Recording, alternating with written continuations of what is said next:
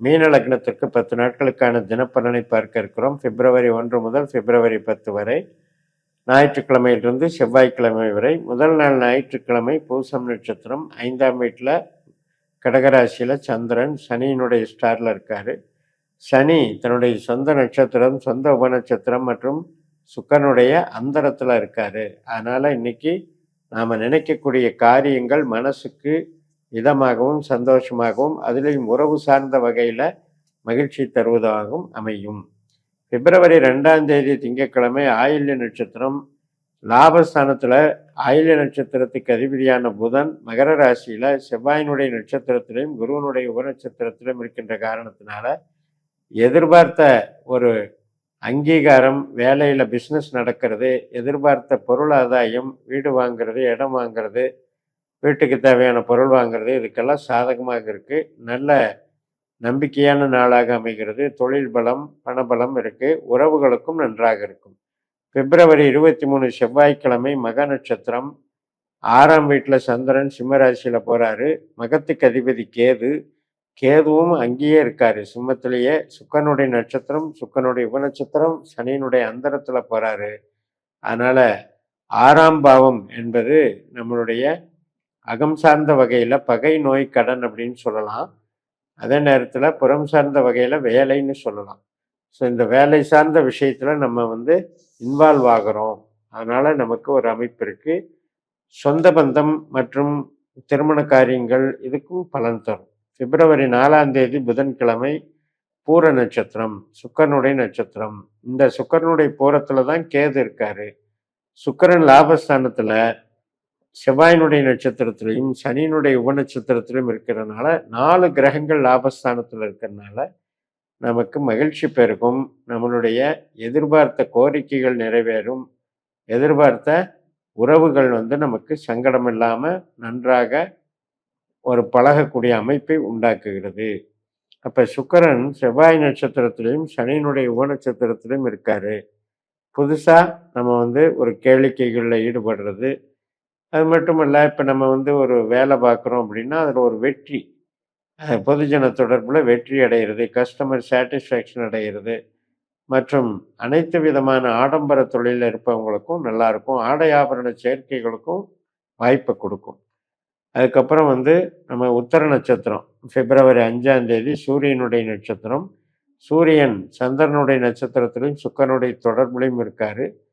சந்திரன் நமக்கு 7ஆம் வீட்டில் இருந்து சூரியன் 11ஆம் வீட்டில் இருக்கிறதுனால கணவன் மனைவி உறவு, குழந்தை வழி உறவு மற்றும் சுபகாரியங்கள், அனைத்து விதமான ஒரு நல்ல பலன்கள் நடைபெறும். அனைத்து விதமான கான்ட்ராக்ட், ஒப்பந்தங்கள், தொழில்கள், கமிஷன் வகை தொழில்கள் மற்றும் உற்பத்தி சார்ந்தது கூட பாதகம் பண்ணாது, நல்லாயிருக்கும்.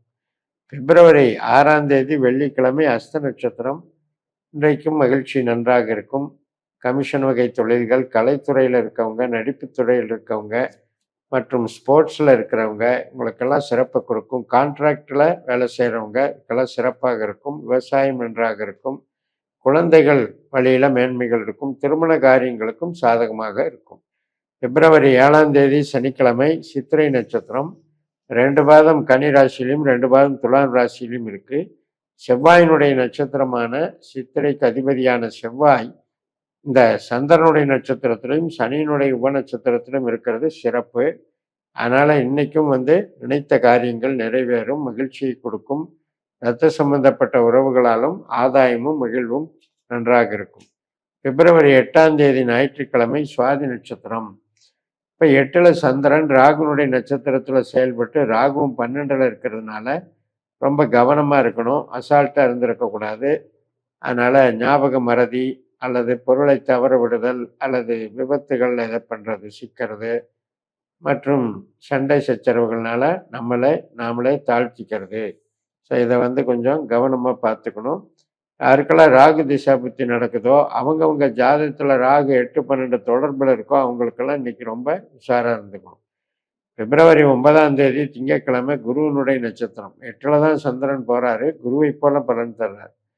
4ஆம் இடத்துல இருக்கிற குரு தன்னுடைய சொந்த நட்சத்திரமான புனர்வூசத்திலையும் சனியினுடைய உபநட்சத்திரத்திலும் இருக்கிறதுனால இன்றைக்கும் பொருள் பற்றாக இயங்கக்கூடிய நல்ல நாள். வீடு, கன்ஸ்ட்ரக்ஷன், வாகனம், இது சார்ந்த தொழில்கள், உற்பத்தி சார்ந்த தொழில்களுக்கெல்லாம் நல்ல சாதகமாக இருக்கிறது. மிகப்பெரிய வளர்ச்சியை உண்டாக்கக்கூடிய அமைப்பு.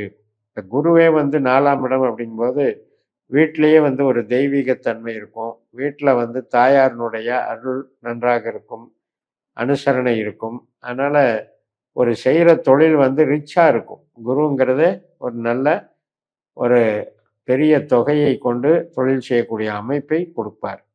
பிப்ரவரி 10ஆம் தேதி செவ்வாய்க்கிழமை அனுஷ நட்சத்திரம், விருச்சிக ராசிக்கு சந்திரன் நமக்கு 9ஆம் வீட்டில் சனியினுடைய நட்சத்திரத்தில் பயணிக்கிறார். சனியினுடைய நட்சத்திரம் மற்றும் உப நட்சத்திரத்திலையும் குருவனுடைய அந்தரத்திலையும் இருக்கிறதுனால இன்றைக்கு நம்ம வந்து ஒரு முதலீடுகள் அல்லது தொழில் சார்ந்த நடவடிக்கைகள் இதுக்கெல்லாம் ஈடுபடுவதற்கு வாய்ப்பு இருக்குது. மெயினாக உற்பத்தி சார்ந்த தொழில்கள், இரும்பு சம்மந்தப்பட்ட மிஷினரி சம்மந்தப்பட்ட வியாபாரங்கள், அனைத்து விதமான ட்ரேடிங்கு, ஃபைனான்ஸ் சம்மந்தப்பட்டது இதுக்கெல்லாம் சாதகமாக இருக்கிறது. இப்போ நமக்கு சனி தன்னுடைய சொந்த நட்சத்திரத்தில் இருக்கிறதுனால இந்த 12ஆம் வீட்டின் ஆதிபத்திய பலனை செய்கிற அதே வேளையில் அந்த சனியினுடைய அந்தரம் அப்படின்றது குருவாக இருக்கின்றபடினால இவர் வந்து நமக்கு 12 4ஆம் இடம் அப்படின்னு எடுத்துட்டிங்கன்னா மூலதனம் சார்ந்து உற்பத்தி சார்ந்த தொழில் வளர்ச்சி அப்படின்ற வகையில் இது வேலை செய்யும்.